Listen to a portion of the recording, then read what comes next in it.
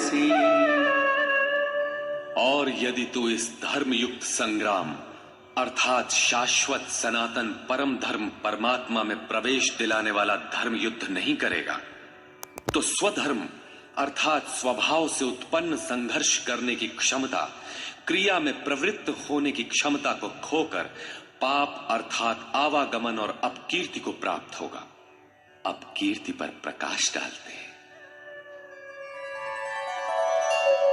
अकीर्तिं चापि भूतानि कथयिष्यन्ति ते व्ययाम्। संभावितस्य चाकीर्ति मरणादतिरिच्यते।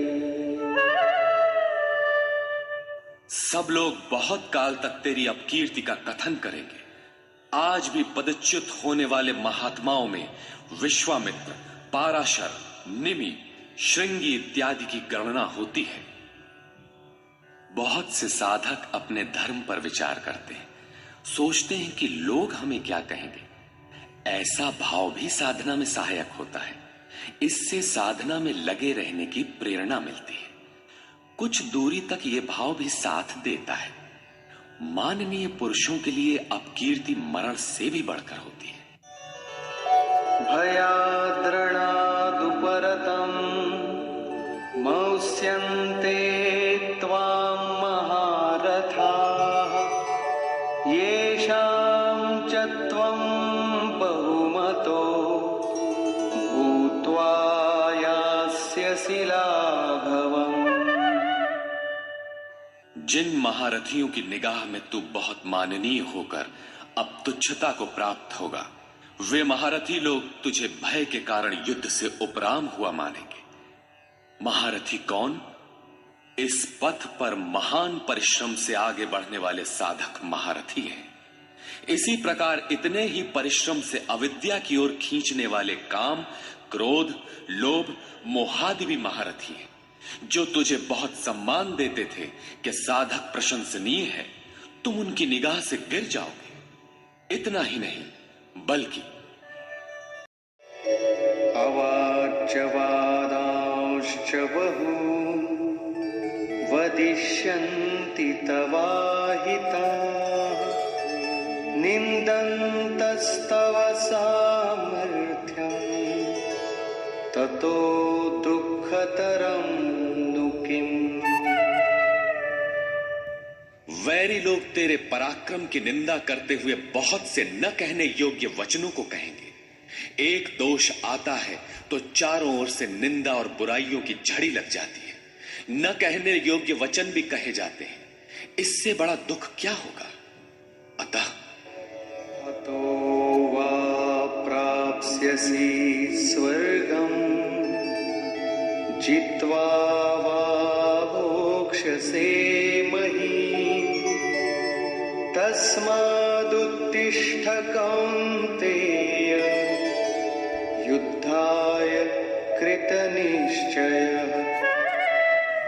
इस युद्ध में मरोगे तो स्वर्ग प्राप्त करोगे। स्वर में विचरने की क्षमता रहेगी। श्वास से बाहर प्रकृति में विचरने की धाराएं निरुद्ध हो जाएंगी। परम देव परमात्मा में प्रवेश दिलाने वाली दैवी संपत्ति हृदय में पूर्णतः प्रवाहित रहेगी। अथवा इस संघर्ष में जीतने पर महामहिम स्थिति को प्राप्त करोगे। इसलिए अर्जुन, युद्ध के लिए निश्चय करके खड़ा हो। प्रायः लोग इस श्लोक के अर्थ में समझते हैं कि इस युद्ध में मरोगे तो स्वर्ग जाओगे और जीतोगे तो पृथ्वी का भोग भोगोगे। किंतु आपको स्मरण होगा, अर्जुन कह चुका है, भगवान पृथ्वी ही नहीं अपितु त्रैलोक्य के साम्राज्य और देवताओं के स्वामीपन अर्थात इंद्र पद प्राप्त होने पर भी मैं उस उपाय को नहीं देखता जो इंद्रियों को सुखाने वाले मेरे शोक को दूर कर सके।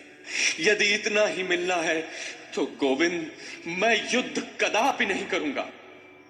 यदि इतने पर भी श्री कृष्ण कहते कि अर्जुन लड़ो, जीतोगे तो पृथ्वी पा जाओगे, हारोगे तो स्वर्ग के नागरिक बन जाओगे, तो श्री कृष्ण देते ही क्या है?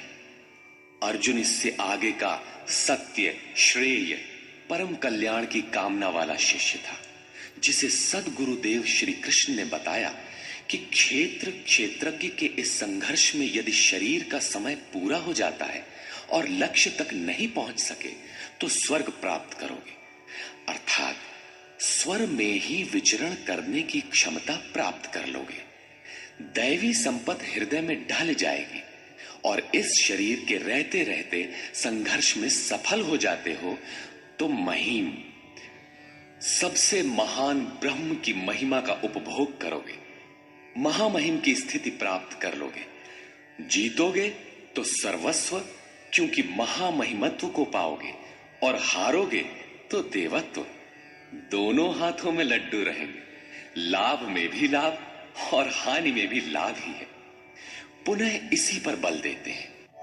सुख दुःखे समे कृत्वा लाभालाभो जया जय ततो युद्धाय युज्यस्व नैवं पापमवाप्स्यसि। इस प्रकार सुख दुख, लाभ हानि, जय पराजय को समान समझकर तू युद्ध के लिए तैयार हो। युद्ध करने से तू पाप को प्राप्त नहीं होगा, अर्थात सुख में सर्वस्व और दुख में भी देवत्व है। लाभ में महिम की स्थिति अर्थात सर्वस्व और हानि में भी देवत्व है। जय में महामहिम स्थिति और पराजय में भी दैवी संपत्ति पर अधिकार है। इस प्रकार अपने लाभ हानि को भली प्रकार स्वयं समझकर तू युद्ध के लिए तैयार हो। लड़ने में ही दोनों वस्तुएं हैं।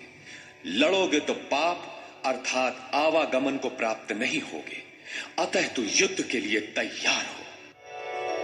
एषा ते विहिता सांख्ये बुद्धिर्योगे त्विमां शृणु बुद्ध्या युक्तो यया पार्थ कर्मबन्धं प्रहास्यसि। पार्थ, ये बुद्धि तेरे लिए ज्ञान योग के विषय में कही गई है। कौन सी बुद्धि? यही कि युद्ध कर।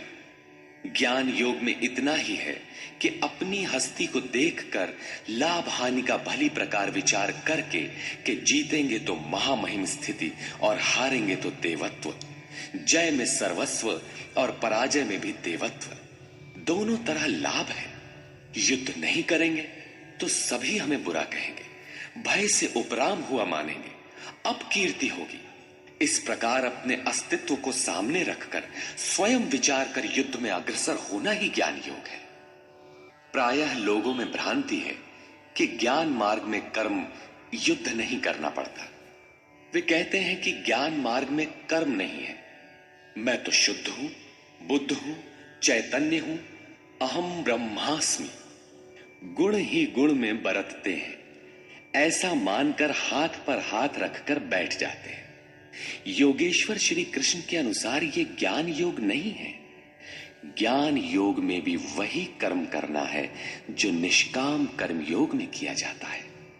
दोनों में केवल बुद्धि का, दृष्टिकोण का अंतर है।